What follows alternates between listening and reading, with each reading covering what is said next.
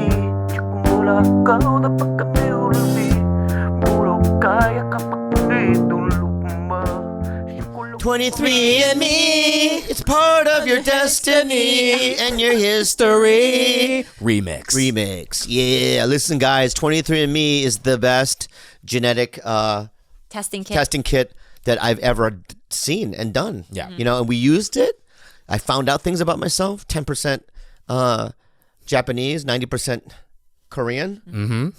I was going to say human, but that joke, I already did it too many times. Yeah. And I love Japanese people, so why would you say something like that? Katsu. But my point is that it showed a lot of other things. Like I have athletic, tell them what it said. I have athletic what? Predisposition of athleticism. Fantastic. Of an elite power athlete. Exactly. You have the genetics. That's exactly what I wanted to say. Primed for an elite power athlete. But 23andMe is a great kit. We use it. Our fans have used it. It's a great response. Tell them more about it, Gilbert. You know who else should use it? Your papa, your fathers. Because this Father's Day, get $50 off 23andMe's health and ancestry kit at 23andme.com/TigerBelly. That's the number 23andme.com/TigerBelly. Again, that's 23andme.com/TigerBelly. Offer ends June 17th. June 17th. 5, 4, 3, 2, 1. Fuck, I fucked it up right. I wanna be free like the bird. Oh fuck, I fucked it up. Give me another shot. Do the countdown.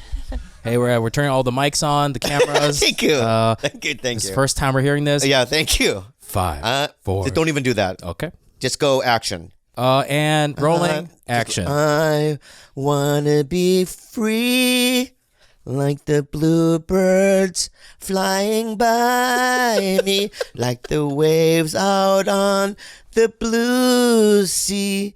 If your love has to time, I don't know how it fucking goes, but it's a good song. It's by the Monkeys, and the Monkeys are Rule, and some of them are dead. Which one is it? Peter Doherty, some of them. But God bless you and take care, because they were a fucking great band, even though it was put together by studio. Wasn't the Clash put together by studio? They were. The Clash wasn't an organic band. They were put together by a record company. All right. So here we go. And let me say something. Okay. You know what a true friendship is? A true friendship is built on love, but also hostile environments. And hostile people. Okay. Right. But it's purely the foundation. It's pure love, and it's grit by hand of working class people. Gotcha. You got it? Yeah. And that's what I love about you, because even though I don't know what I'm saying, you always agree with me, and you always make me feel like I know what I'm doing. I only agree with things that make sense. Thank you. God bless you and take care. And I enjoy you. And your face is flatter than ever today. Okay. That's you. Flat Earth. That's you right there. Oh, is that a wall? Yeah. Okay. You know what I mean? You're not Schindler. You're one of the bad whites. Okay? BW. I love you. And my beautiful Princess Flower, Koloko. Thank you. Licks. She is, you know what I mean? The hood. Good, the hood. I'm leaning into it. I love this guy. Your cousin, Bryce. So years ago, many years ago, I'm going to introduce the guy. I can't wait. I really can't. I can't wait either. I can't wait either. Many years ago, I did the Tonight Show. The only time I did it. Mm-hmm. And a couple of days, maybe 3 or 4 days later, Barry Katz calls me. Mommy, I have a client. He wants to talk to you. He's Asian, but he lives in New York. So I have him call me. You called me. And this has never happened before in the history of me being in the comedy business, where another comic who I don't know calls me just to compliment me. Wow. Right? So he calls me, he goes, "Hey man, I'm from New York. I'm half Korean. I saw your Tonight Show. I thought you killed it, man. When I come to LA, I'd like to meet you and hang out and whatever." I've never had that happen. And this fuck did that. No hostility. No hostility. Wow. It was at that time. It was okay. What? At that time, yeah. At that time, it was built on pure love. Just love. 60s love. Okay. Even with the fucking flower in the gun, right? You know what I mean? They grew their hair out from their pits down to their knees. He's a great stand-up. I've done tours with him before. I've done many shows with him. We've been in battles. We fought, and where we scream at each other. But he's been in many battles actually. He had an infamous battle with Dane Cook outside his apartment one time. Remember that? Yeah. Ladies and gentlemen, he's a headliner. He's from Pittsburgh originally, and he's a dear friend. And I'll know him for the rest of my life. His name is Steve Byrne. Give him a round of applause. All right. Welcome. Thank you. Thank Bob. you. Thank you. Thank you. You're welcome.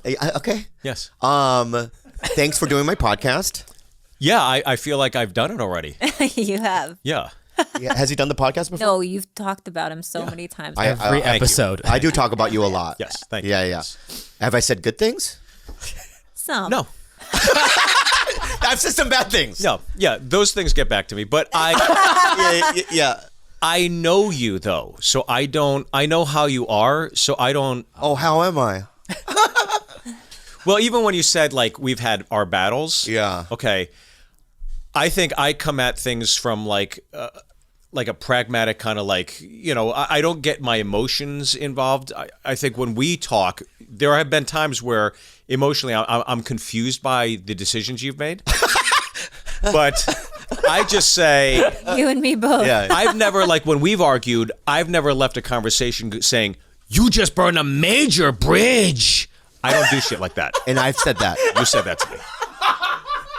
You said that to me as you walked to like a Corolla and sped out at 30 miles per hour of the company.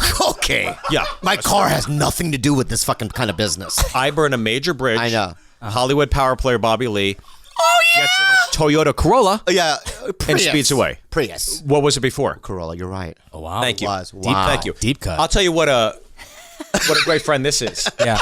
He knows I love Oasis. Love Oasis. This is one of the things that irritates me. But I don't say you burn a major bridge. I just go, that's Bobby. Your car broke down or something, right? Yeah, it did. Your car broke down. The same Corolla? Yes. Yes. Yes. Thank you. Probably that night as he was leaving. Yeah. And then I had a Hyundai Santa Fe at the time, and Beautiful I was car. doing the. Was it purple? No, it was silver. Oh. Yeah. For So some reason I thought it was purple. No, I'm not from Minnesota.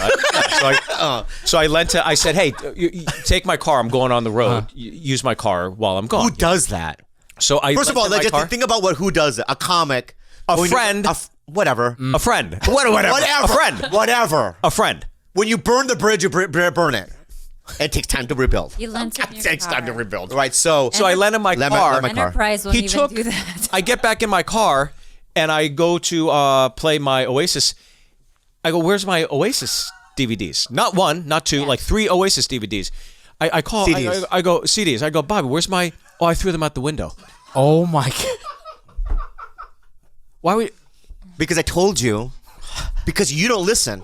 Wait, I lent you my don't- car. No, I know. Your You don't- car No, I don't broke give a- down, and I lent You you my don't car. listen. This is who I deal with. I don't And know, now but I'm you the don't- bad guy. But that's the thing. I got another one. You guys ready for another Hold one? on, I wanna know Can why I you defend did it. myself real quick? You Okay, don't go ahead. fucking listen, Oh, all right? okay. The Oasis. We'll start with the Oasis, right? And then we'll move on to other things, all right? Okay. But you don't fucking listen, right? I do told you listen. that I don't like the band. Okay. So why is it pampered all over the fucking thing like it's a flyer for some sort of fucking nightclub or something? You don't like Oasis? We watch a I like it documentary now. I love them together. now. But at the time, I didn't like them. I thought they were like too poppy. Oh, my But I like them now. poppy. I apologize. How much money do I owe you? $60. Well, nothing now. Okay. Worthless. Yeah. All right. So what's the second thing I did? You want? Oh, well, I'm sure you have. Now I have so many things that you've done. Okay, good. What? We'll go tit for tat. Go ahead. Oh, you want to go tit for tat? Good, yeah. All right. Oh, All right. wow. Let's go Tit tit for for tat tat. then. This guy calls me, right? And he goes, Get it over with. Because I was on a sitcom called Animal Practice. Uh-huh. It got Never heard of it. canceled. And I was really hurt by it. Sure. It was a really tough time because I didn't have Khalyla at the time. And that was. And I called you the night it premiered. I bet you don't remember that. I know. Thank you. I watched it. I said congratulations. Thank you. He doesn't. He forgets these things. But Yes, This I I didn't actually forget. did watch This next part I didn't because I know forget. it Though. counts, Yeah. right? Right. So I watched it. So then he calls me and goes, sorry about Animal Practice, but you know I have a show. I go, yeah, it's Sullivan and Sons, right? He goes, yeah, I was thinking about, writing a character with you in it, like so reoccurring, and it's going to be really cool. And at the time, Ahmed was on it. The wonderful and the multifaceted Owen Benjamin. You know what I mean? Just the pure talent that he is, of course. And I go, yeah, you're gonna write. You know when somebody calls you for something like that, you lay down in bed and you start fantasizing what it's gonna be like at the Warner Brothers lot.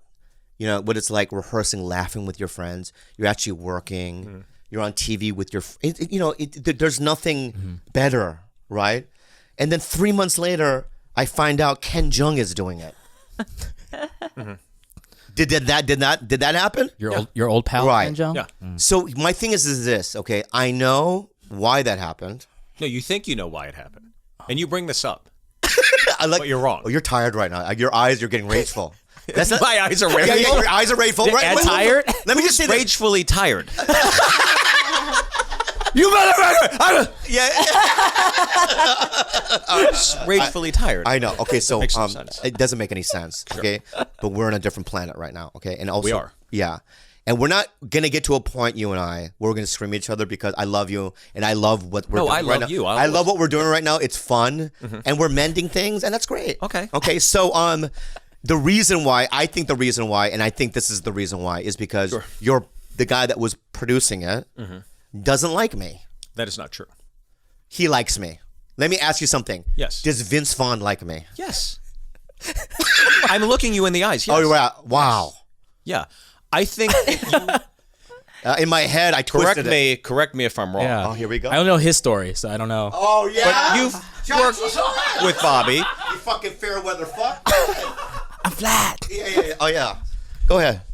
Bobby has an ability to go down the rabbit hole, I think sometimes, of insecurity and make things a bigger deal than they actually are. Correct. Thank you. Yeah. So I think that You there know are that about times where yourself. you That's get a things in fact. your head and you start making them via osmosis insecurity, which you've told me at times that I think we all do. Anybody in this business does, right? But I think I'm glad you said that.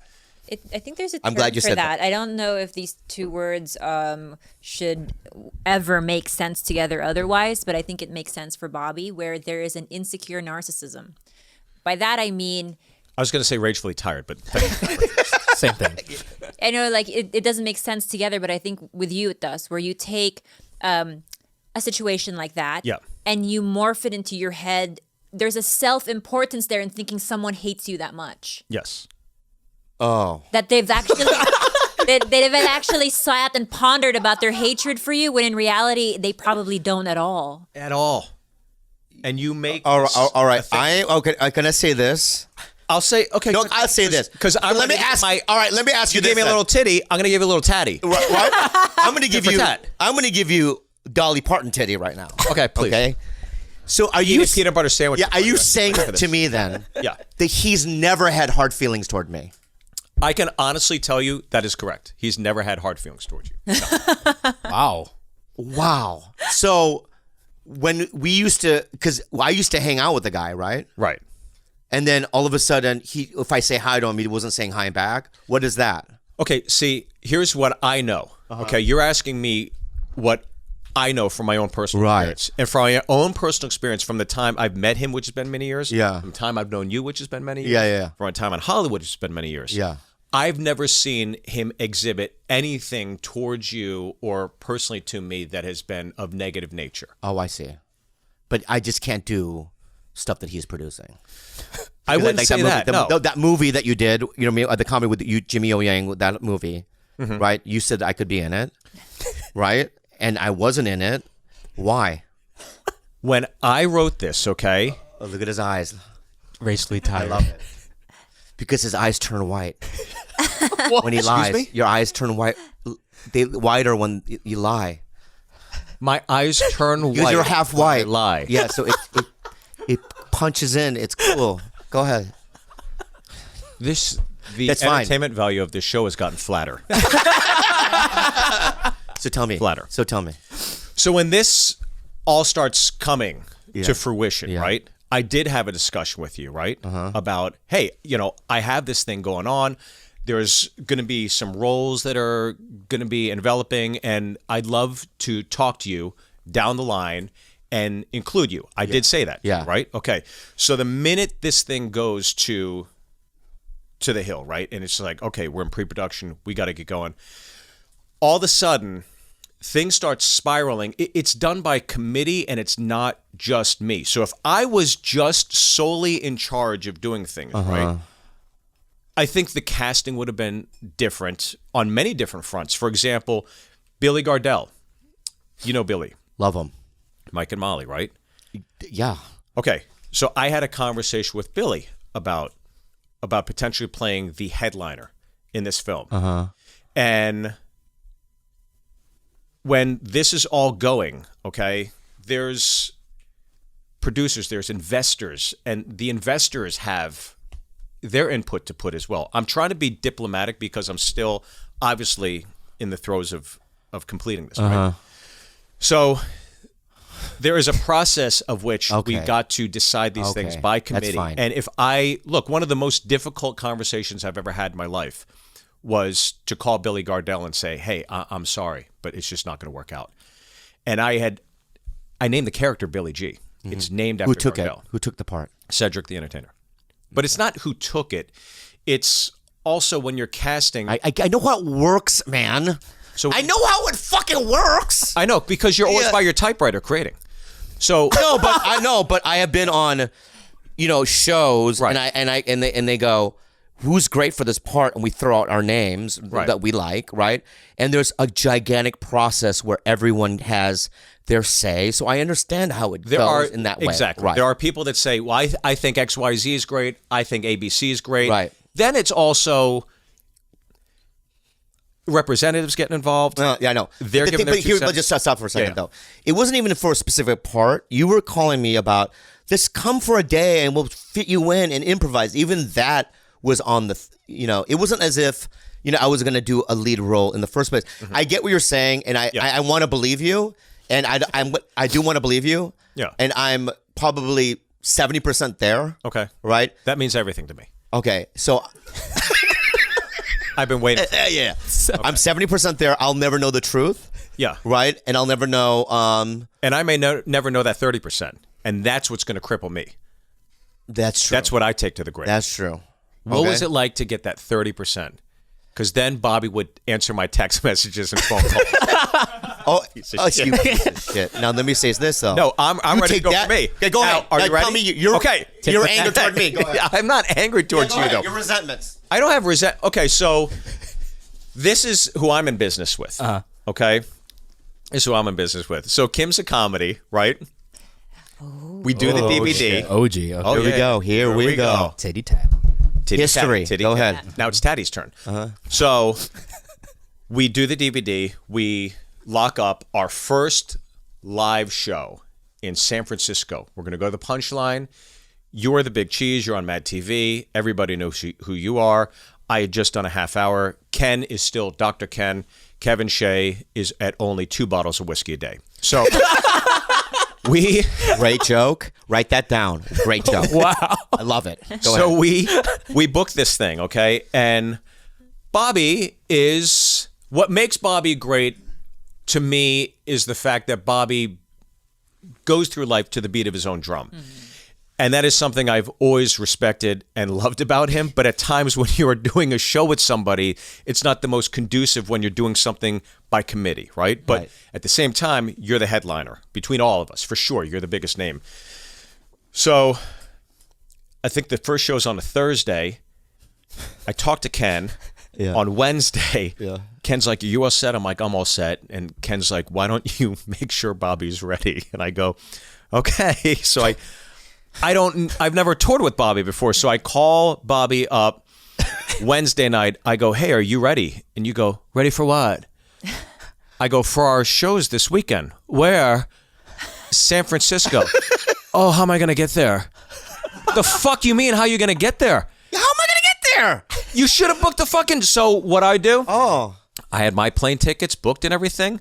I said, fuck it. I'll be at your house tomorrow at 9 a.m. and we're going to drive to San Francisco together. Wow. So I picked you up and drove you to San Francisco to make sure that you were at the show, okay? Not only do I do that, 3 hours, look at me, No, I'm listening. That's 3 hours No, I'm in. Do you listening. remember this part? Yeah, what part? This part. 3 hours in. Yeah. All right. Yeah. I'm driving, probably listening to Oasis before I lent you my car and you threw out my CDs. Yeah. And then I just hear, Okay, what? Let's get. what? I'm masturbating. It's my I turn. hear ya. I look over, and Bobby's looking at me jerking off. I go, what are you doing? He goes, no one will know. I go, I know. Right. I know. And Put your dick away. And I apologize. That's unforgivable behavior. Were you using it that time? No, I was completely sober. I think. You were sober and you did that? I don't know. I don't remember what year. Oh, Was I it? do. Was I sober or not? Whenever we were going to the Punchline, that very first time. Because I know what happened when we went home. Freddie Soto died. Okay. Okay, so we can pinpoint because I remember you driving me back from San Francisco back Sure. to L.A. Which I could have flown, but I I know you could have, and I remember 2005. telling you to pull over, Yeah. right?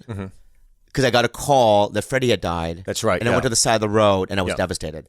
I remember that, and I remember sorry that for jerking ride home off too, so, yeah. and I did that to Steve Trevino as well. So I apologized to him, and I did to Now I'm Steve kind of Renazzisi. insulted. Now I'm really insulted. Steve Renazzisi, Because so I did it to him. Steve Trevino and I are not like in the same like looks wise. I know. So now I'm kind of like, I you'll know, jerk off to but everybody? I like Anything? chipmunk Mexicans. He looks like a chipmunk. Does he not? Yeah. All right, so here's the deal. Okay, I yes. apologize for masturbating in the car. That's wrong. And you did another thing for me that was helpful. Was people don't know about this, but when Ken had his meltdown at Cobb's, where he physically assaulted me. No, he never physically assaulted. This is what happened. So, I'm sure did you tell your side of this? Did you? This? Well, first of all, What? did you not get in between us? This is what happened, okay? Okay. No, but okay. Okay. Hear this, yeah. So I think that what happened is that when the Kims fractured, I think we had like an opportunity to really kind of do some stuff. How long were you guys on the road for together? Over the course of like maybe a year or two, year or two, we would yeah. do Long shows here enough, and there. yeah. Yeah. But not only that, it's like, listen, it was a concept that now would work. I think that if we would never do it, but I'm just saying that if Yeah. you, Steve Byrne, not Steve Byrne, you're Steve Byrne, Ken Jeong, that's it. Us three people that have been on television, right? Well, were to do it. Okay. That we would draw and it would be great, right? Okay. But back then, just didn't. Ken wasn't the Ken Jeong that we know Sure. of today. You've done so much stuff since then. Yeah. I think that it would be great now, Yeah. but it'll never happen. Yeah. Well, I think. And if you do it without me with Ken, I wouldn't. I'm just saying, if you do, if I see a fucking billboard, No, I wouldn't. with you and the only Kevin way I would Shea, do it is if with right? we were together and I get before, fucking so. weeded out of it. You want another war, friend? We'll have another war. Tit for tat. We'll have another fucking war. Well, the Kims kind of like imploded pretty quickly because at the time you were working. Well, you're still with Abby, correct? Yes. Okay, so we did a New Year's. Easy with her. No. Because I she's get it. wonderful. No, She's she's been not. nothing She's but not. supportive She's of you, me, yes. and she's a great representative, Easy. which is what you want. Okay. You want somebody that's in your corner. Yeah, thank you. Looks out solely for you. So we did a show together collectively. Yeah. For New Year's, I forget where that was. We did a New Year's show, and I think you got paid something like 10 grand. And then me, Ken, and Kevin each got, I think over the course of the weekend, we each got like $300. And we were like, what the fuck? We thought there was going to be some disparity of like wealth. But we know Bobby's the headliner, but we thought that was, so this Do you think provides, did you think that? this provides, thank you. Yeah. I can tell you've done this before. So this provides the beginning of like where I think Ken and myself felt like is a little, we're a little bummed by this, right?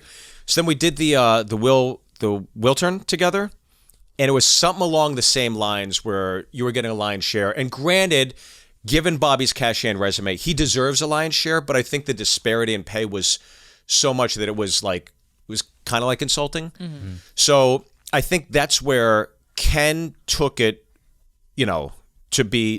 as Ken started like ascending to heights like He still at that time, right? He had already done like The Office and Curb.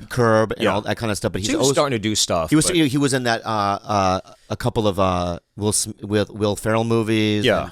He was Knocked coming Up, up. yeah. Knocked up. Yeah, he was starting coming to up. come Yeah. So he was like deserving of something, but I think that then, Ken is a very prideful guy, and I think that you two had perhaps like, I don't know if it's like a rivalry, but I think that there was like I don't know. I don't know what I'd classify it as, but basically it came to a point where it was just like, I think Ken was like respectively saying, I don't know that I necessarily want to continue with the Kims. And I think we all kind of felt that way at a certain point, where it was just like, all right, well, we ran its course, and it was always doing well in San Francisco, but maybe not anywhere else, right? Hawaii was fun.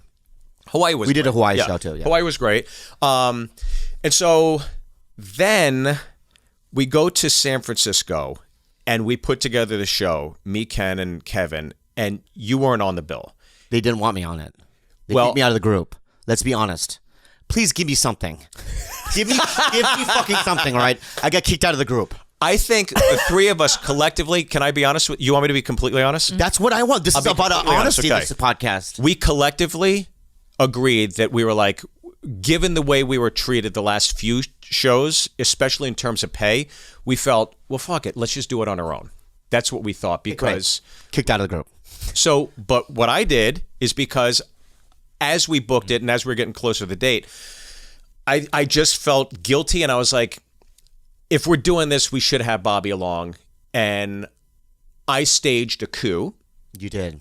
I Thank staged you. a coup on my own because I love Ken and I love Bobby, and I know that Ken loves Bobby, and I know that Bobby loves Ken. And I think we all collectively, internally, whether we admit it or not, depending on the precipice of how you're feeling at the time, everybody feels that way. So I was going under the guise of, I'm going to fly Bobby up there. I bought you a ticket, got you a room, and I flew you up there so that we could make peace and proceed forward from that. I think Ken had a lot going on personally at the time. That's right. which I That's think- true. I That think is true. That is true. we all know. Yeah. And I think what happened was you showed up, and I think you stoked some emotions that weren't resolved, and then you two. You know how I'll tell you what the light was. Okay. The fuse was there, right? But me lighting it, You lit it. I lit the How'd fuse. you lit by it? You accident. remember how you lit I know, and exactly. I'll tell you. It was about MySpace. So what happened was, I'll tell you why. I love this. This gets Because better. you know how and better. MySpace, you remember how MySpace, you could have your friend? top friends, Okay. Yeah. right? So Top eight, your top eight. Top eight eight or whatever, with right? Tom. Yeah. Yeah. So for a year or 2 years, me, Steve Byrne, were all in his top thing, and he was still on my top 10 or 15 or whatever it was, right? Eight. But then all of a sudden, his top was Judd Apatow, Will Ferrell, all his new fancy friends. Yeah. So I just wanted to break his balls and go, "Hey, dude, what's up?"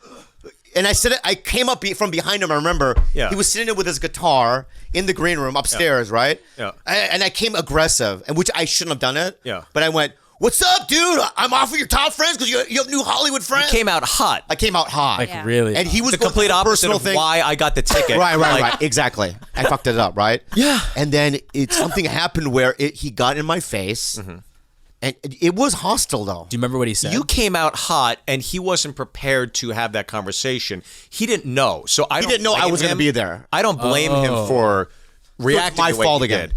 Well, I think that had you come out instead of like the fucking top 8 shit, and just come out and go, "Hey, sorry. can we all have a conversation?" Oh yeah. I Instead of read it wrong. "Hey, what the fuck, man? I read it wrong again. Fucking Julia White's your fucking 6, and I'm not even in." Yeah. So then you guys were screaming at each other. There's a line of people outside, and it looked like you guys were going to start fighting. And Kevin Shea goes, "Dude, you should go break this up." And I looked at him and I said, "This might be the cutest fight I've ever seen in my life." If Ken Jeong and Bobby Lee started wrestling, but I broke it up, and then I think you guys resolved your issues down the Years line later. years later. But I Many know years later. in talking to Ken, and I don't like to voice anything. I know you don't. I don't like to talk publicly about conversations I've had with my friends personally, but I do know this for a fact. I do know that you absolutely, he's expressed this to me many times, that you have helped him out early on in his career, putting him in all those sketches on Mad all those years ago. And I know that he does love and care about you, as do I. I mean, no matter what our ups and downs are, I still have a deep affinity and affection for you. Because when I first moved to LA, you were literally, I think, the first comic I hung out with at Dublin's and met you. And every time I was there, you were always so accommodating and helpful and so kind to me. And we'd go out for late night bites and everything. So what's your next story you want to shit on me about? Sorry to interrupt, but we have another sponsor.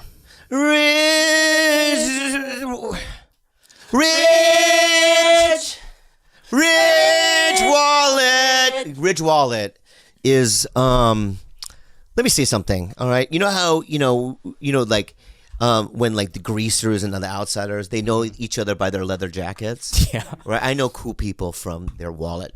Oh, damn. And if you have a Ridge Wallet, we're a part of the same clan. Okay. Ridge Wallet has RFID protection, so they can't scan. Right? It's perfectly shaped. Yeah. Right? It even comes with money. It comes with money. Sometimes it comes in with money. Yeah. It's got a little kit screws and stuff, so you can adjust. And it's really just the slickest wallet I've ever owned. It comes in a variety of styles and colors. And I absolutely love Ridge Wallet. And the people that have gotten it through my pitch like it too. Tell them more about it. Guys, you should get it based on Bobby's pitch. Get 10% off today with free worldwide shipping by going to ridgewallet.com/slep. That's that's ridge.com/slep and use the code SLEP. Link in the description. You guys, as a young man, handsome, resilient, but I thought I was going through a hairline loss. You? Yeah.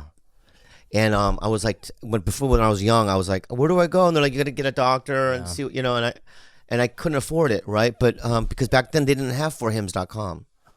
And now they do. And what it is if you're a man and you have questions, you want to seek professional advice and such, you go to For Hims. And they have like medical professionals about your hair, even like penis problems and stuff and whatnot. And they can prescribe you. They can prescribe you things. It really is a fantastic site. And I love the company. And I've met all the people that work there. All 5,000 employees. Wow. And we did a gathering up in the woods, and we did a meet and greet.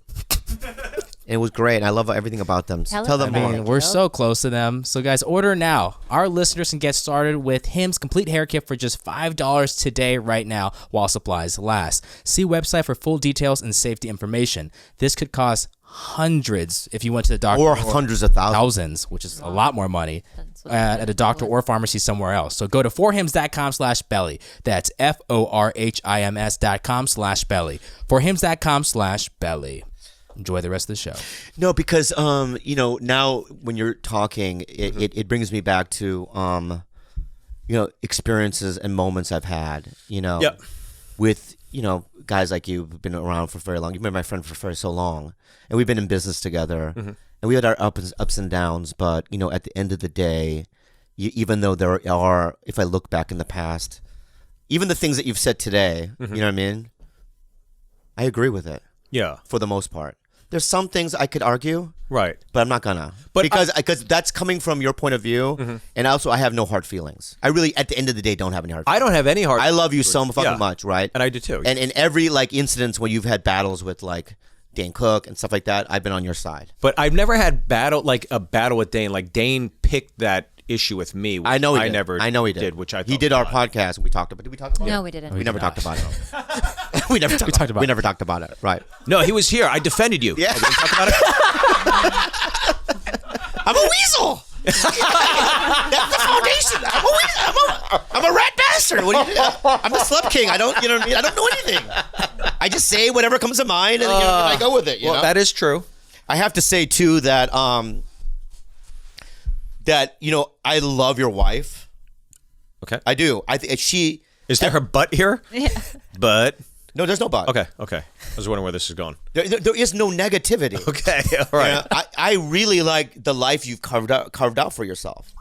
Well, thank you. I know your parents. Yes. I know your brother. Your wife is great. Yep. Your kids are fucking adorable. I've never met them.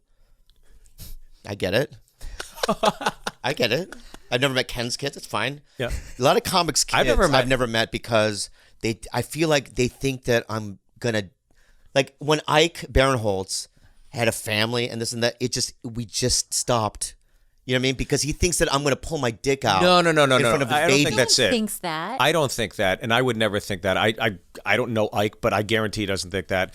I think, like, I've never met Ken's kids. We talk about each other's kids and stuff, but I think when you have kids, it's like, I think the last thing you want to do is, like, do one more thing with your kids because you're so exhausted and drained. Like, today, I spent a little bit of time with them. I hadn't seen them, and within 2 hours, I'm like, absolutely zapped, absolutely crippled. Wow. You just want to, like, have dinner, get them to bed, and then, like, have your life back. Wow. So I think sometimes it's like you don't want to bring that burden of energy and don't do that, stop hitting it. You don't want to bring that around other people. I think that's what it is. Yeah. It's not that you're going to pull your dick out, which Right. you did Because- to me when you were jerked off. Yeah, but Sorry. we're comics and adults and friends, It was the and that's what funnies. I would do in front of any friend. Yeah. You're actually amazing with kids. I love kids. Yeah. Yeah. And number two, Al Madrigal and his wife made me dinner with his kids. I did the little, what do they The do? bib, the bib? They just the regular handkerchief thing. Yeah. Right? I did that whole thing. I put my utensils on the side, because I went to etiquette school years ago. Did you really? Yeah, I did. My parents threw me through etiquette school. What happened? I was in a ballroom. I did a ballroom dance thing, also dinner, all that. Really?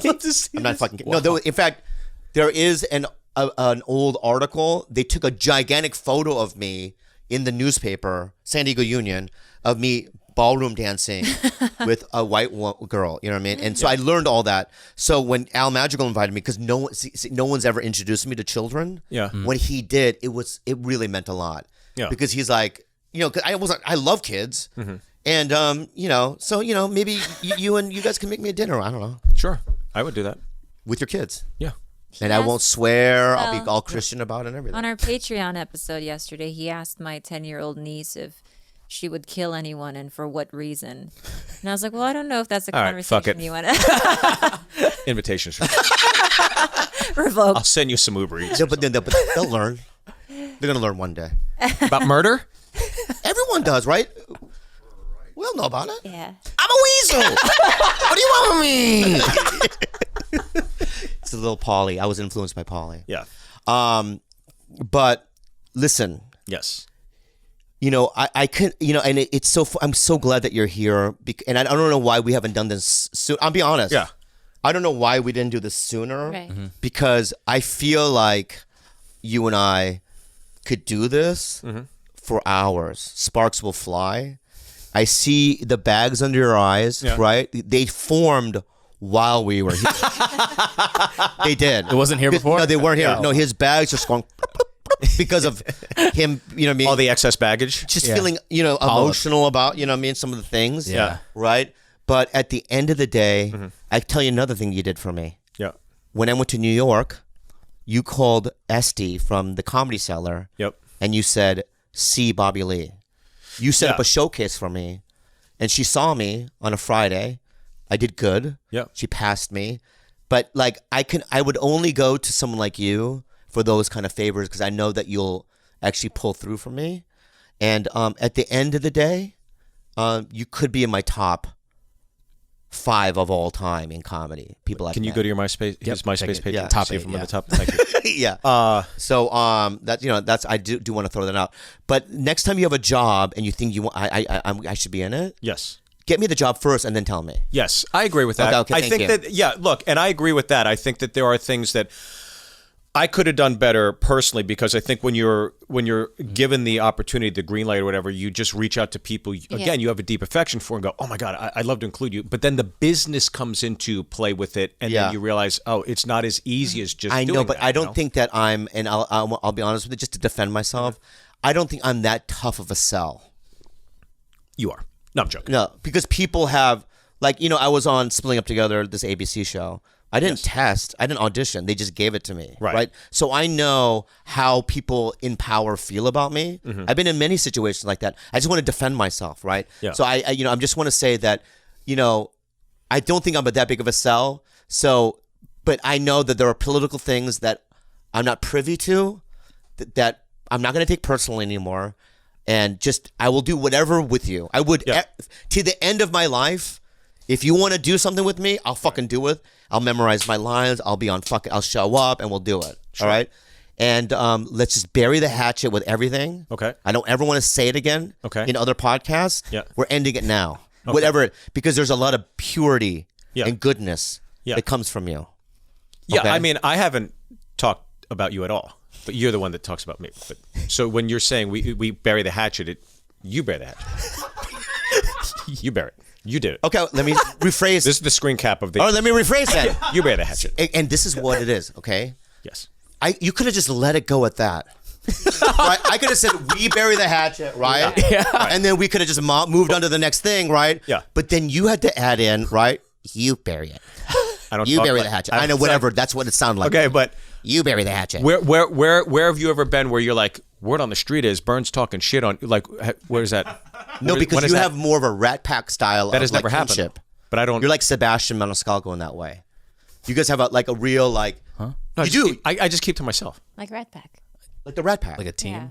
Yeah. Yeah, they don't, you know what I mean? You don't rat your friends out. You know, like Like a the mafia mafia. stuff, Okay. right? He has those things, and I'm the guy that dies 5 minutes He's into the Joe mafia Pesci. movie. Right? Joe I get Pesci, stabbed yeah. 1,000 times by a pencil. Joe Pesci. Yeah, I mean, just in the first 5 minutes of the movie. That's how, because I'm a talker. Yeah. And I'm a coward. Right? But, you know, I'm okay. Yeah. But let's just bury it now. I'll bury the hatchet. Okay. Since you don't have a hatchet, right? I'll bury the hatchet. Yeah. I'll bury it for life. Okay. And then you and I can move on, Yes. right? But watch it. Fucking watch it, dude. Because I'm not afraid, dude. You know I love you though. That's why you're here. You know I love you. Listen, you do know that, correct? That's why you you're know what? fucking I in my will fucking vouch house. for the fact that he does get especially triggered by you because I think he has a deeper love for you than he has compared to other people. Because when you guys had that weird thing at the Comedy Store, you came back home crying. Yeah. And you don't cry about people. That's how it hurt me. I'm not making it up. Right. Yeah, these are things that I get really down about. Right. And it really affects me. It hurts. Right. I suffer. But to be fair, you shouldn't air it out on a podcast, especially That's if it's true. one-sided. Well, he's not. A weasel. Did you guys go on a friend moon to Israel? I want to hear about that. Yeah. Oh, so then, you did that for me too. Yeah. So Steve Byrne calls me and he goes, "You want to go to Israel to do shows?" He goes, "No, man. I got you a hookup. They'll fly you out. You're gonna see all the sights for free. It's a free trip." And I went Because out. we saw The Last Temptation of Christ together. Yeah, we did. Years ago. Yeah. And when I got offered this thing, they're like, "Yeah, do you know any other entertainers?" I'm like, "Huh." I was like, "Well, I remember crying with Bobby at The Last Temptation of Christ." Yeah. Because we were both like looking at each other, but not like, Yeah, "Are you yeah. crying too?" You're the one that I saw that with. Yeah, I was Yeah. crying. And then when the opportunity arose, I thought of you immediately and reached out, and that was a great trip. That was a great trip, and I laughed so hard when you. So we're at where Jesus fell. There's like a where he died or whatever, Yeah. right? Which how the fuck do they know where? Yeah. Right. So I'm like, it's where's called Steve? history. Where's They- Steve? yeah. And Steve Byrne is on his hands and knees Yeah. with your hands on the slab, Yeah. crying because of Jesus. Yeah. Right. And I was emotional. I know I never laughed harder. Come on, really? In my yeah, you don't remember cackling? Do you remember him? I mean, I remember you like, I went, ah! I went crazy. but as someone that went to CCD, was confirmed, all the I'm not trying to make fun of your yeah. faith. I found it to be humorous. That's all. Well, thank you. I apologize. Yeah, that was weird. And then I remember going to the mud, The Dead Sea. Dead Sea Dead Sea, with the yeah. mud. That was fun. That was a great time. And we went with our Jamie Chung. She's so nice. Super Brian, nice. Brian Brian Greenberg. Greenberg, love him. Super nice. That was a great trip, dude. And then and then we would have dinners with like Heads of heads of state. political. Yeah, and they would do Politics, speeches, Yeah. right?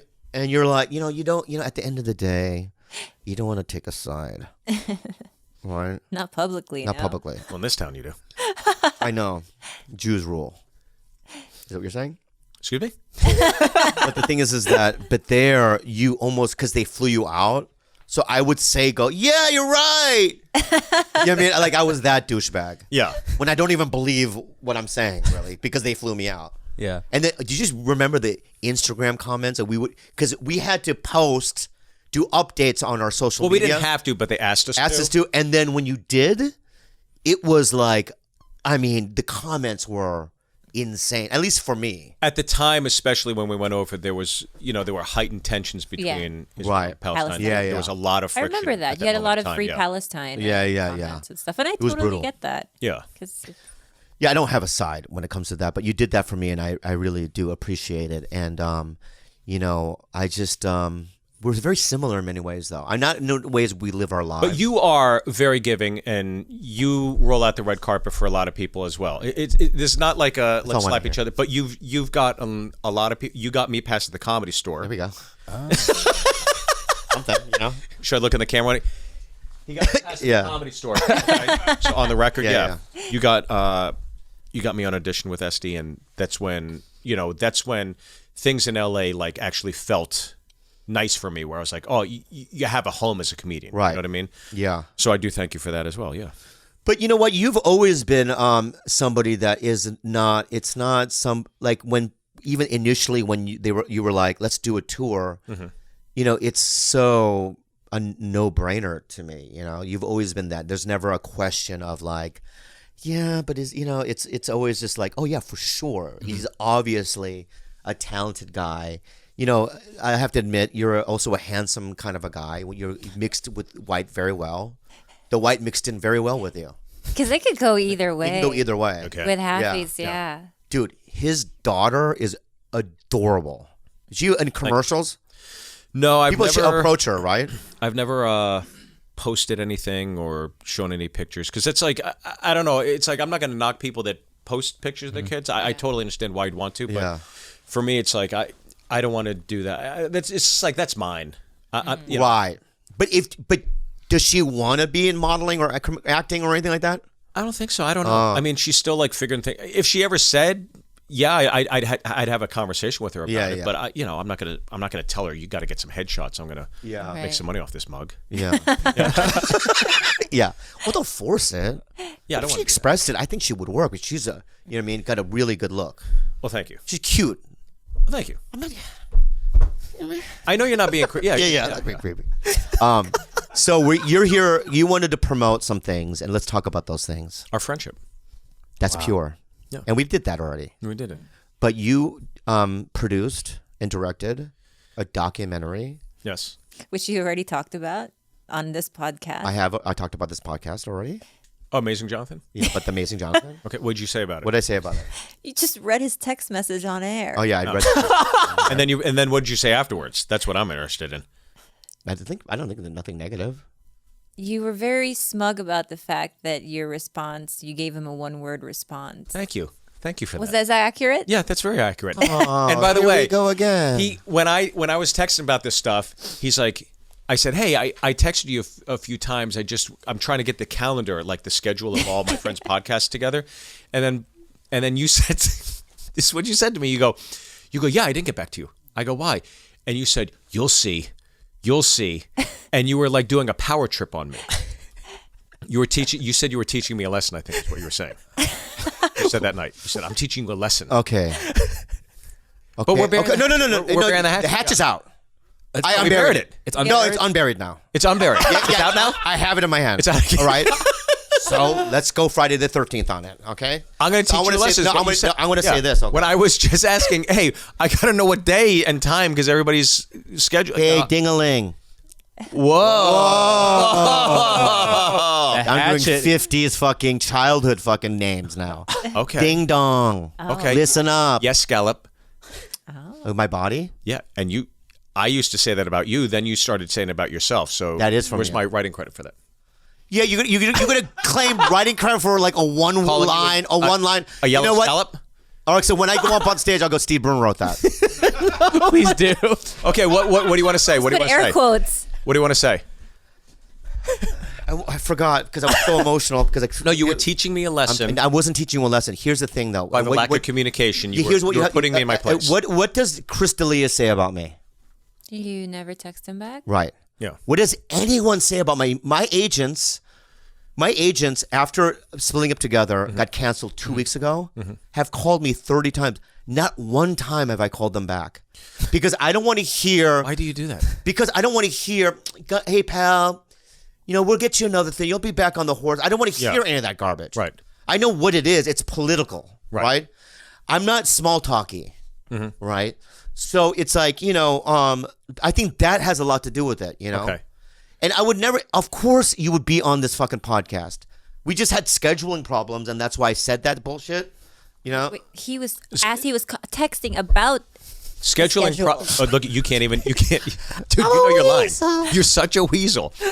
Scheduling problems. Okay, you had no schedule. The problem was you didn't know when I was scheduled. That's right. correct. Yeah. So I was trying to figure out with everybody, with Callan, with Segura, with everybody at the store, Santino. It's like, okay, Great podcast group, by the way. yeah. And I didn't want to miss out on this incredible. You would never miss out because, can I say Yeah. this? We did an extra one for you today. Oh my god. Okay? We did fucking 2 hours with somebody else, right? And I did an extra one with you because I want to get it in the fucking bag, right? So I don't have to wait a month when we had this opening. Yes. No, I'm being real. Thank you. We're gonna do this, and this is we're gonna promote this whenever you want it out. We'll put this out. Okay. Okay. And we're gonna promote the fuck out of Johnny or whatever you fucking documentary filmed, whoever, with the magic, right? We're gonna fucking promote Sutherland Sons 2 coming out on is that fucking coming? prime time. Yeah. Okay. We're gonna promote all the stuff that you do, all your shows, Yeah. your big live shows that you do. Okay. So, are you happy? You fucking dingbat. Now check me out. Check me out, all right? Right? Oh, it's buried again. Buried again. Wow. The cask with the hatchet. So you insult me, then you bury the hatchet. Yeah. You dingbat, and then you bury. Yeah. Okay. Yeah. You love me or what? I love you. Do you love me? Say it out loud. I want to hear it. I'm so glad this is all happening. Why? Because I feel like I can never explain how he treats me as a human being, and then now it's all everyone can see it. Like I am just as confused as you as his partner. Yeah. And I think that sometimes you can't tackle Bobby with reason or rationale. Yes. You just sort of have to play his game a little bit and play into the psychosis to get a little bit back. But here's the good news: you're a 10, and you can leave him at any time. I don't wanna. He has me baited in so hard. Oh, yeah? Oh, dingbat. Yeah? Yeah. He's a 10. Look. He's a 10. Bro. You're a Korean 5, and you're an LA 3. Yeah? It's so funny that you say that because here, The Hatchet another parody. sexy, Okay. handsome comic was shaming a fat gook. Oh, come on. You want to call me Chinaman? Is that what you want to do? Does that feel good? Yes, that's because I want to say this to you, my friend, all right? You can pretend you're white all you want, but you've got Korean inside you. I met your mom, When do I pretend I'm white? all right? I met your mom. Yeah. She's full-blown, 100%. Full-blown. Yeah, like she has AIDS. Okay. She has full-blown Korean. Yeah, she's affected right? by And she's dying from it. She needs to get the medicine, okay? But your mom is Korean. Yes, she is. She has the accent. Yeah, she's Korean. I know, right? Yeah. She smells like kimchi jjigae. Yeah. Right? You know what kimchi jjigae is, right? Yeah. It's You what's eat it? stuck in your belly button. Hey, fuck you. Oh, fat- here comes the hatchet. Here comes the hatchet. No! Okay. No hatchet. No more. No more. Okay, no more. This is so, you know why? Because when I did your podcast, this never happened. What we're doing now. No, I was polite to you. No, this is what I love. This is magic. He likes a little drama, is what it comes down to. Yeah, and he likes to confuse you so much into submission. Like he wants to just sort of, this is his style, where he'll go in and hurt you, but retract, go in, retract, that you're so confused about how you feel that you end up saying sorry. Let's get coffee after this. I agree. Yeah. I'm so glad this is all coming out. But you know what? Doesn't it make me a snowflake? Doesn't it make me though think about it? Gilbert, be on my side for once, okay? Yeah. Gilbert, doesn't it make me special? No, you're like hail. That's A true. snowflake is soft. It's Oh, right. You watch it come Right. down. Hail hits you in the head, Injurious. and then it melts. You Oh, need it's say soft. something to defend me, please. You're unique. That's it? That's all you got. That's all you got? Because I'm also confused. I also don't know if you like me or not. I'm so confused. All right, let's just throw this out there and let's get this out of the way, okay? And you're right. Everyone's right. I have issues, and you don't think when I'm saying certain things, I'm going, why are you saying that? You know what I mean? Don't call that fat guy a fat guy or whatever, right? I have those things in my head. Okay. Don't poke his belly. You don't know him. I poked fat guys in the belly before, right? Yeah. I've called Anyway, I can't. Can I ask you this? Yeah, but okay. Yeah, go ahead. With what you're dispelling right now, right? You're unpacking emotionally for us right now, and we're acknowledging some things. Do you understand now why I think Ken in the past has felt the way he has? Why I felt in the past the way I have? But I think I have a good rapport. And then there are things that you put in your head per what you believe about other people, and I just don't think it's okay. true. You're right. You're right. And I'm not that when you said that earlier, it wasn't something that I was confused about. It's 100% shit that I do. Right. I know this because, I've been in recovery. I've done steps. I know, that I imagine 90% of my problems, probably even more. Yeah. But I also do know when things are a little awry and I'm being people are putting shade on me. Right? Yeah. I'm not dumb in that way, right? But I want to say this to you is that I do imagine a lot of stuff, but some of it, and even though I didn't, push for my point of view during your side of the story, right, I still believe in some of my side. Do you understand? You're but I entitled do know that about me that I am a weird guy. I create problems in my head, but a lot of these things, not even a lot. But everybody's got their own foils. Yes. I mean, I think you just try to do your best representation of yourself, I think, all the time. And I think that what's even more difficult is just this environment, this industry. It is difficult to, I think, at times stay positive and walk towards the light. Because we all had our hiccups, we've all had our setbacks and stuff. But I think you just try to do your best, right? And I think that with him, his heart doesn't match his hands. His heart doesn't match his mouth. I know that deep down, he is one of the most loving, most generous, most kind-hearted people I've ever met. But his stomach does match his mouth, though. His stomach matches his mouth. Yeah, that's true. But everything else, he's very reckless. Reckless is a good word. It's a beautiful word, and the word of the podcast, reckless. Right. I agree, though. Yeah. I agree. Sorry to interrupt, but we have another great sponsor to tell you about. You guys, the Slep King, there's many things he likes to do. He likes to eat donuts, drink milk. Yep. Even though he's lactose, which is wrong. You like risk, though. But I love sleeping. And the Slep King only sleeps on the most luxurious technology. What's that? Helix sleep. Whether you're a side sleeper, hot sleeper, like a plush or firm bed, with Helix, there's no more confusion and no more compromising. Now, I know that it sounded like I read it. Yeah. Which I did, but I mean it. Helix Sleep was even awarded the #1 best overall mattress pick of 2019 by GQ and Wired magazines. I've seen Idris Elba on GQ before. Wow. So Yeah. That's what so, Jeff Goldblum and I will sleep on one day. And you'll each get to choose your own specific sleep style. Yeah, you choose it. It's like a RPG game. Wow, Choose your own adventure. So many options. I know. So Helix is offering up to $125 of all mattresses orders for our listeners at helixsleep.com/belly. That's Helix, HELIX, sleep.com/belly for up to $125 off. Guys, go get yourself a mattress. But but these are things that are truthful, what I'm about to say. Okay. Is that I know this, is that I have helped people For sure. in the past. Yeah. And I can, not that I help people to get anything in return, but I do know that none of those people would ever do the same for me. Right? So what I'm saying is that those things I'm not imagining because they're facts. The minute And we haven't announced anything yet, obviously. But the minute I got this next thing, who was the first person I called? What is? And I told you that. Yeah, Okay. but the reason why I'm in this next thing is so and so has nothing to do with it. What? Let it absorb. It's so and so has nothing to. VV. Vivi. No, that's not true. Does he have something to do with it? No. That's why I'm in it. No. But This see how my head goes there, though?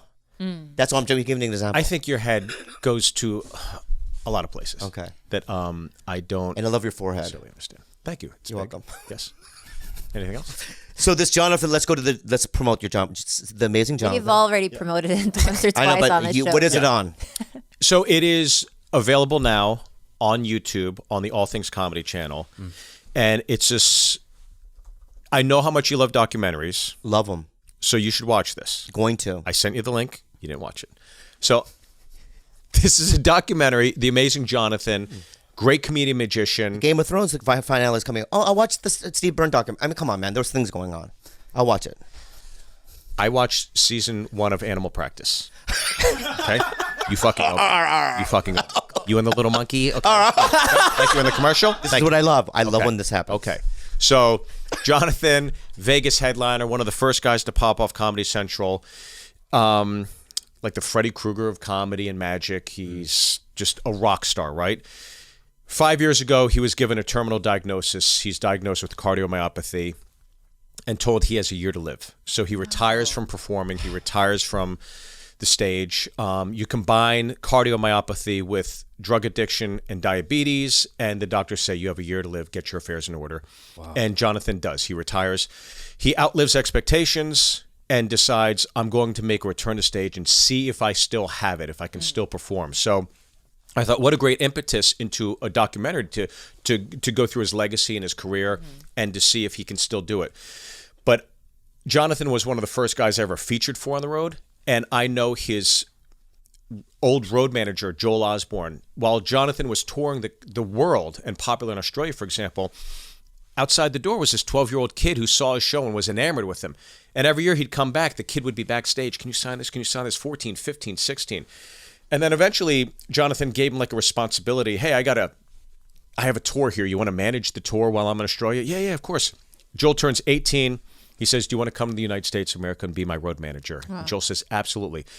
And from there, it's like Rick and Morty. I mean, these two should not be in each other's lives, but there's this fraternal relationship that develops between them.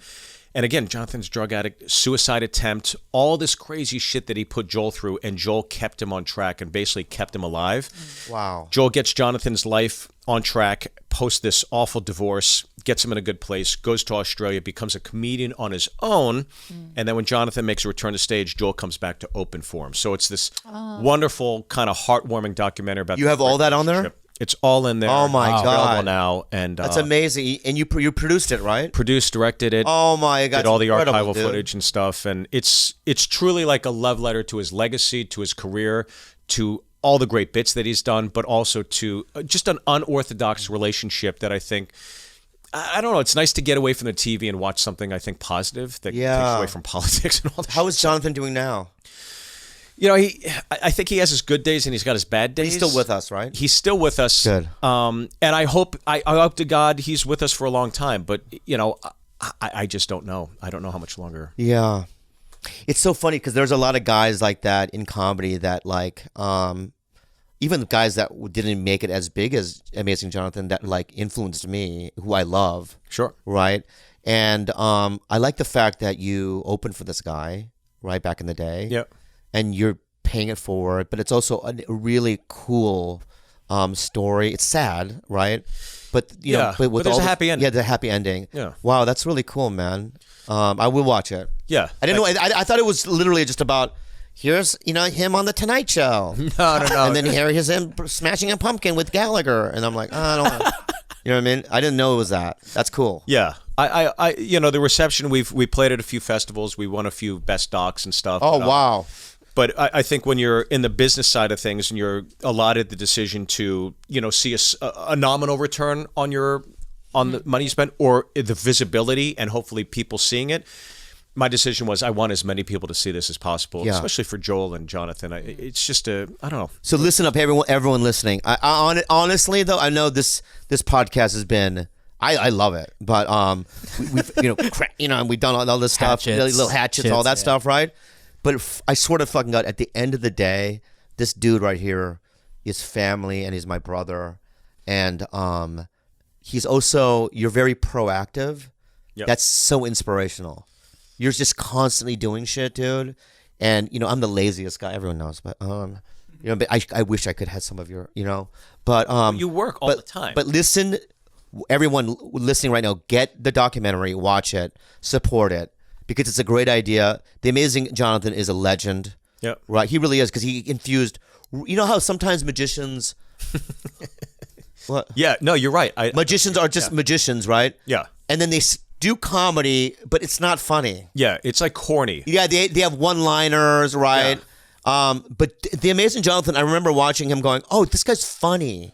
Like he's genuinely like guttural funny. He says he's a better comedian than he is a magician. Yeah. But then we interviewed Copperfield and Penn Jillette. So there's like real experts, dissecting his act and telling you exactly what. What makes does Copperfield's skin look like? I'll tell you what. He's a beautiful man. Like I was sitting next to him. I was like, man, that's what it's like to be a billionaire. Like he looks wealthy. He looks like a billionaire. Right. The tan probably, right, is nice. He just looks great. Right. Like Jeff Goldblum. Yes, you have a recent obsession with Jeff Jeff Goldblum. Goldblum. I've been Googling his images. Yeah. And it's weird. If you look at my Google history, every other one is Jeff Goldblum. In like Hawaiian shirts, deep V's, Yeah. posing on top of a Because piano. Kevin Christie, about 6 months ago, was talking about Jeff Goldblum, about his style. Okay. That guy, no, he's the best style for his age. He's also really good looking for, his, this and that. And I go, what? I'm not gay. That's crazy. Look at it. I looked at it, and I've been looking at it ever since. For 6 months. Yeah, I Googled him. Half a year? I think that he is. Right before you got here. Well, we yeah, were but going yeah, over he Jeff was. Goldblum He was, images. dude, let me say something. He is a good actor, great actor. Yeah. Right? But he's stylish as fuck, bro. Because of his frame, Yeah. he can wear like longer stuff, right? That I would look shitty in, right? Like button ups that I can't wear. And he's kind of Mediterranean looking. I don't know what is he Jew? I don't know what he is, but He's definitely Jewish. yeah, he's got a Jewish, Mediterranean vibe to him. Goldblum, He's also with he could have been adopted. I don't know, but he also is always with younger women. I mean, that's his vibe, Yeah. right? There's just something magical about him. I'm not gay. And even if I did like, I'm not gay. I was jerking off Fly Steve in his Hyundai Santa Fe. Guys, I'm not gay. the Fly 2, even if I was on the Fly 2, Yeah. and he was like, "Hey man, let's cuddle it up" or whatever, I'd be nah, brah. Well, Kevin Christie did our poster art for Amazing Jonathan. For Always Amazing. Wow. I think Kevin's a phenomenal. I mean, obviously he's posting his artwork. He's phenomenal. He did my 3rd-hour special, Champion. He painted that thing, and then for Always Amazing, I got he did the so much poster. his artwork. I mean, dude, I am a #1 Kevin Christie. I'm the one that got him into comedy. Really? I did an AM/PM commercial. Okay. Yeah. And it was 4 guys walking into an AM/PM. And Kevin was the leader of the 4 guys, and I was in the 4 guys. We just walk into an AM/PM. That's we such kind an of browse. alpha kind of group. I know, it's Kevin, nerds. oh my God. And then the guy behind the counter was the alpha male. Yeah. And we were the nerds. Yeah. Okay. But then I ran into him at Amoeba, and he goes, "Let me come to check out your comedy." So he came to the Comedy Store, and then it took him a year, Yeah. and he finally called me, and he goes, "I want to try it." So we set it all up, put him on open mic and this and that, and he opened for me. Oh, that's for a year. awesome, Yeah, man. that guy Great on is Twitter, by the way. He's one of the best that I on like Twitter. on Twitter too. He's And also, really good. secondly, he did the Kings of Leon's, one of the first album Yeah. cover. The guy's a legitimate artist. He's a great stand-up. And Right. here's the last thing that he can do: he can act his fucking ass off. Yeah. He's a great actor. This kid is everything. Yeah. He has everything, this kid. Look up Kevin Christie. If you don't follow Steve Byrne, at Steve Byrne, follow him. All that Steve shit. Byrne live. Whatever. Steve Byrne Live. Check it out, okay? Yeah. And you know what? And I can also tell Steve, Yeah. I can tell that you will be on this podcast sooner than you think. I can tell that there's a little bit of a spark here. And I'm not saying that we're like there's anything sexual going on. Yeah. And here's another thing that you get really homophobic with me. No, Bobby, That's another thing that I wanted to mention. That's right. Hold on a second. When I go to the Comedy Store, right, and I want to give you Do you deep think hugs. you've never given me reason to be weird around you? No, by the way, no. I you want remember deep the punchline? hugs. What you did? What'd you do? The punchline. Oh, should I tell you what Yes, you did? please. That's it. And then I'll defend myself. Go ahead. And then you wonder why. Yeah, go ahead. So I finished my set. I don't know if the punchline green room is very tiny. It's tight. Okay. Yeah. Cover your eyes because you know what you did. Did you just realize? I walked. No, I didn't realize. I'm just I listening. opened the door, right? I open the door and I walk in and nobody's in. And then all of a sudden I hear the door shut. He was hiding behind the door. I just hear it shut. I turn around. I'm scared. And you're standing there naked. You're standing there butt naked. You go, hug. Korean hello. You go, hug. Korean hello, yes. I go, get the And I fuck wanted a away hug. from me. Hug. wanted a the fuck hug. away from me. Hug. And you keep coming towards me. And I was kicking you. I remember that now. Yeah. Right. Yeah. Now, let me say something, okay? And when you That's- hug me, you push in. You used to push in. Do you remember that? The pelvis push? Yeah. He pushes you in. know what? I apologize. You know what? I apologize. You know what? Those kind of behaviors, it doesn't sit, no, I'm being real. It doesn't sit Are you right. being real? Yeah. Okay. It doesn't sit right with me. And when Yeah. I was going to make some sort of funny comeback. Yeah. Or this is who I am, this and that. You know, when I hear it just now, Yeah. you know, I'm sorry. Bobby, I was laughing at the time, and I do think it's There funny. we go. That's oh, what you I wanted. fucker. Oh, reverse, That's what I want to hear. All right? He's Wow. the fucking cat Fuck in yourself. Shrek. reverse He's the cat in Hatchet. At the Shrek. end of my podcast, we do Oh, a fucking, fuck we do you. an email Fuck thing. you. Fuck you, Fuck fat you. half gook. Can we get one Uh, one Patreon question really Okay, quick? yeah. Oh, yeah, go ahead. This is from Henry Gonzalez from Patreon. Hola. This is a question for Steve. Build the wall. What's the Very good. what's the fondest memory from the Kims of Comedy tour? I know a lot of Fondest drama. memory I know what it is. had I have it. of the Kim. Hawaii. I remember we did Kim's in San Jose. Yeah. And I remember when all the shows were completely sold out. Yep. And I remember you, me, and Ken, because the green room's on the second floor, and you can climb out the window to see the line. Yeah. And I remember seeing the line. I've never seen that line. Like, you know how Dad Fan is at that club, and he goes, "Look at me, I sold out." And he'll go with his camera through the audience when they're waiting in line. And I want to yell, "It's papered!" You know? They're not paying. I don't come. I don't do bringer. But anyway, he's a fantastic talent. You should watch his albums. Great guy. But anyway, we were up there. It go. I know. I should let it go. Yeah. And we were up there. Oh, Steve has something. Okay, got it. Yeah, listen, dude. What? There's no letting go. Right, there's no letting go. Okay. Put this back, Bryce. Thank you so much. But I remember standing there with you and Ken and observing the line Yeah. and feeling a sense of like, because that was the first time I used to open up for bigger comic. You know, you've opened up Sure, for people, but that was the first time where I said to myself, "Wow, this many people," and we did it. I remember we were hugging each other. We did hug each other. Yeah. on that we were out on the terrace. Yeah. And we were looking. We were so excited because it was like the first time any of us, I think, were on a bill where we saw a line around the block, and yeah, that was pretty awesome. I got to tell you, it's like those little memories you got to hold on to. And I'm going to say this last thing. Yeah. Is that I know you'll never do it. Yeah. I know Ken will never do it. But if you think about it, we should try one more. One more Kims now. I would Because with this podcast, Yeah. right? Dude, the people that listen to this are diehards, Yeah. right? With this, with your success, Ken's success, right? Mm-hmm. We try one. See what happens. Would you add one more person? No. And I'll make you a deal right now, Yeah. right? If Ken wants more money, Yeah. I owe it to him. He can take more, Well, I agree with that. right? And if you by the want way, more, I think if you want Ken more would- money, you for can sure. you can do more. I know my place. I know my stock. Yeah. But there's no denying that Ken is, Yeah. a phenomenal draw. He's a big draw for sure. So if you want to do And it's that, not knocking you because I'm not. I'm not taking it personally, dude. I'm not doing any of that. I'm the one that brought it up. I know. I would be bronze on that Olympic platform.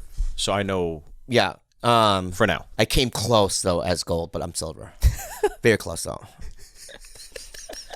No, but I would, tell Ken, tell Ken next time you see him, because I know you're buddy with him, and I am too. Every time I Talk see to him, I love him. Yeah. He's the best. Do you but I don't see want all to. the artwork we have, or all the framed pictures he has of you guys together from Kim's a Comedy Oh, around here? the house. Yeah, I have one in the Everywhere. bathroom. There's and one in the then- bathroom. There's yeah, one yeah. here. Big photo. Big giant. I have our photos. first from the Wiltern. I have that frame. Oh, you do? And then I have the one from Las Vegas Wow. with the ticket. I have that framed in my house too. Is that it? That is an Unhelpful advice? yes, Oh, is there another? a question. Yeah, this is a question from a fan now. Unhelpful advice with Bobby, Khalyla, and Steve Byrne. Did you just do that? Oh, it's a modulator. No, it's not. That's my voice. Holy Dude, shit! he, that this was kid right crazy. here. Don't say. I'm gonna say it right now. This kid right here. Yeah, Damn it. Chicago, second city. Not only that, I told that him, was crazy. I told him to do open for me. He never done stand up before. Yeah, I'm not kidding you. He rocked the house. He never done it before. yeah. This guy is a natural. Natural. But he won't do it because he wants to be on a TV show and audition. You fucking idiot. Go ahead. Dear Bobby, Khalyla, and Steve, my name is Cedric from France. I'm 20 years old and I live in Belgium. In November 2018, my younger sister did a suicide attempt. She survived and is doing well physically, but mentally is a different story. Ever since it happened, I quit my job. I feel no emotion unless I'm drunk. I have no energy for daily stuff, and my place is a mess, and I slept for 12 hours straight. It just seems like I can't be happy unless the people I love are. My question is, how do I get my life back on track and feel human again? Cedric. Greetings from Belgium. It's heavy. That's the heaviest one we've ever gotten. I think the great news is the acknowledgement. You know, that I think that's a step. I would assume, I'm not obviously I'm not a professional, but I assume that the outreach of help should be something positive that Cedric can take, saying, I'm at least acknowledging what's going on and I'm reaching out for help. And I think that's a good sign. But I think maybe I also think you should put the oxygen mask on yourself first before trying to help other people. I think it's just a general rule of life. Also, because we have the tendency as humans, when we love so deeply, to give so much of ourselves to them that we only leave scraps for ourselves. And I think that's probably what's happening. He's been so emotionally invested in his sister's well-being that he's given just scraps to himself. So I think that he needs to focus on him getting better, putting the blinders on, and only then he'll be able to finally get his sister to maybe, lead her in the right direction.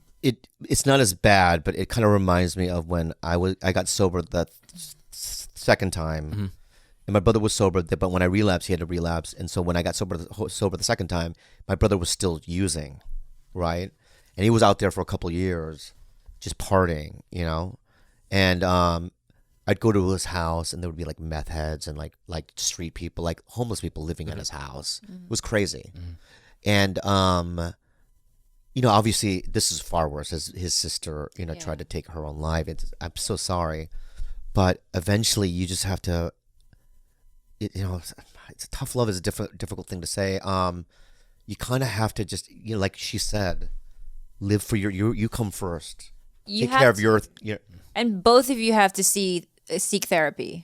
Yeah. That's the bottom line. You need to seek professional help if both of you are feeling this blue day in and day out. When, not to get even more grim, but when I was 17, I had a massive suicide attempt. I was locked up for a month. My sister was in college. She was depressed. She couldn't pick up her own pieces because her and I were extremely close. And to even think, I wrote her a suicide. It was a whole thing. I wrote her a letter, everything.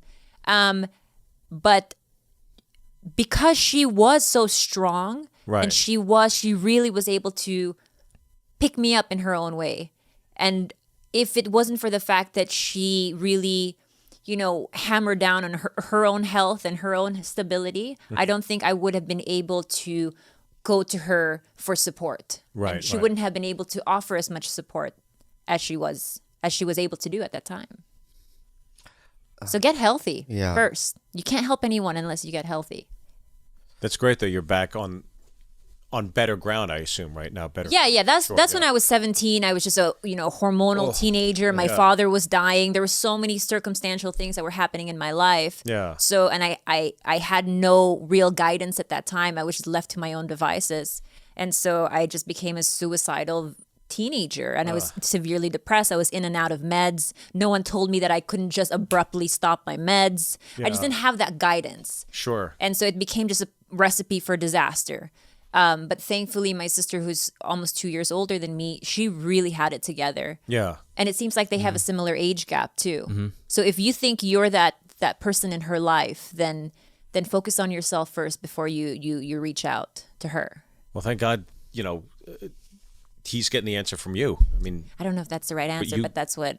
you got through it, so I'm sure.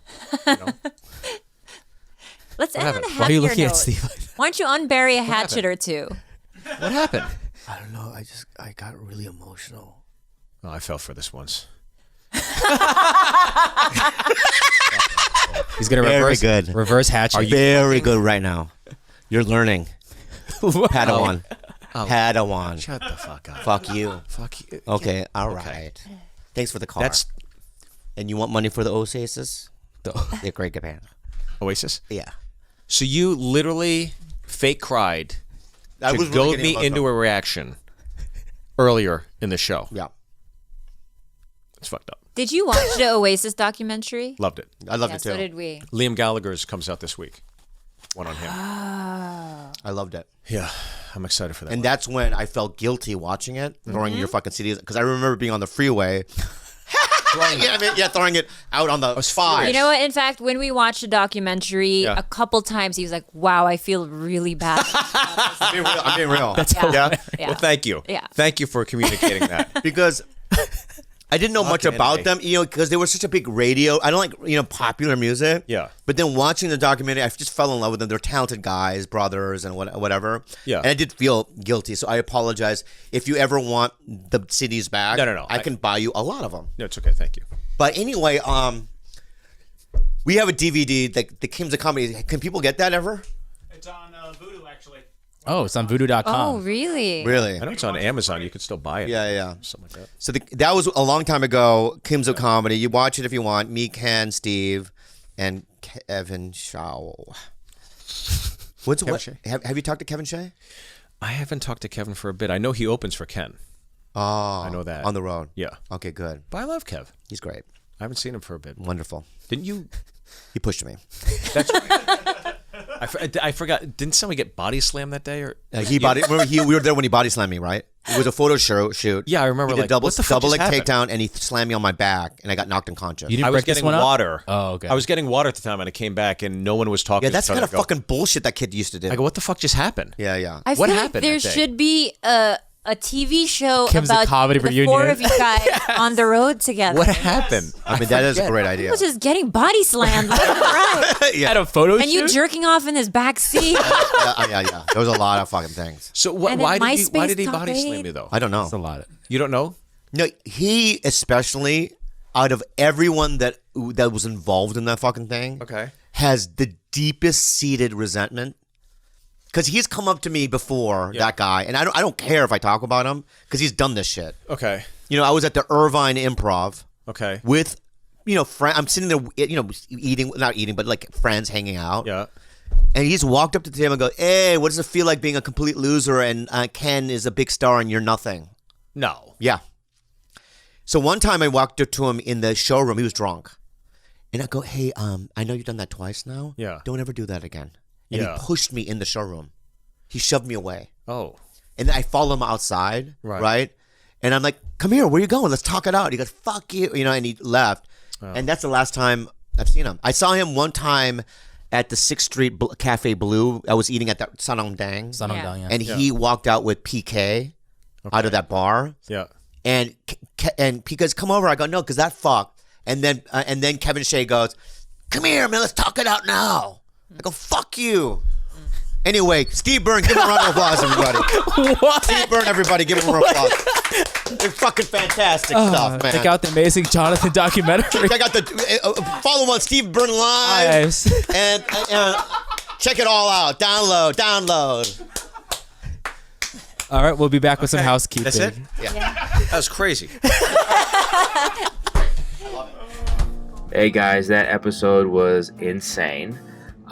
So insane that we forgot to record housekeeping right after because we were still laughing and talking right after we recorded. So it's just me right now in a phone booth in the middle of Pasadena recording this. So once again, I'd like to thank our sponsors, 23andMe, Ridgewald, and Hims, and Helix. This Father's Day, get $50 off 23andMe's health and ancestry kits at 23andme.com/TigerBelly. Get 10% off your sleek front carry wallet at ridge.com/slept and use the promo code SLEPT. Get your complete hair kit for just $5 at 4hims.com/belly. Helix is offering up to $120 off all mattresses or all mattress orders for our listeners at helixsleep.com/belly. And once again, if you want to have us in your life a little bit extra throughout the week, make sure you check out our patreon.com/TigerBelly. We talk all sorts of stuff there. We typically record in the late afternoon when Bobby's waking up, so it gets pretty volatile. So that's always fun for everyone. Bobby and Khalyla also record in their bed, which are really, really fun. And we actually just put one out recently this week, which is awesome. So check that out. Once again, that is patreon.com/TigerBelly. And excuse me. Thanks to everyone who wrote us an iTunes review this week. You helped us get to top 30. So we beat some people, but let's try to get to the top 15. That's our goal next month, getting to top 15. So please, if you haven't yet, write us a review on iTunes and give us 5 stars. And once again, if you would like to send us any questions for unhelpful advice, our new email is adviceunhelpful@gmail.com. And please follow us on Instagram at TigerBelly, on Twitter at the TigerBelly, and follow Khalyla at CalamityK, and all Bobby Lee show stuff and any weird photos and I don't know, just everything Bobby Lee. You can do that at Bobby Lee Live. And have a good night. Bye.